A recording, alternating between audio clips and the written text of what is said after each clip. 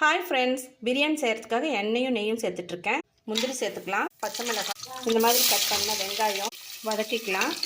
இதை எல்லாத்தையுமே பொடி பண்ணிக்கலாம். பொடி பண்ணியாச்சு. இப்போது வெங்காயம் வதங்கிருச்சு. பொடியை சேர்த்துக்கலாம். மிளகாத்தூள் சேர்த்துக்கலாம். மஞ்சள் தூள் கொஞ்சமாக சேர்த்துக்கலாம். பொடியாக கட் பண்ண தக்காளி சேர்த்துக்கலாம்.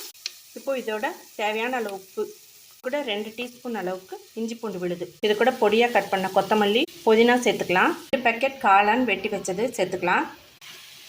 1 டேபிள் ஸ்பூன் தயிர் சேர்த்துக்கலாம். கொஞ்சமாக தண்ணி சேர்த்துட்டு மூடி போட்டு விசில் 2 விட்டுக்கலாம். சம்பா அரிசியை கொதிக்கிற தண்ணியில் சேர்த்து வடிகட்டிக்கலாம். 3 நிமிஷம் வெந்ததும் வடிகட்டிக்கலாம்.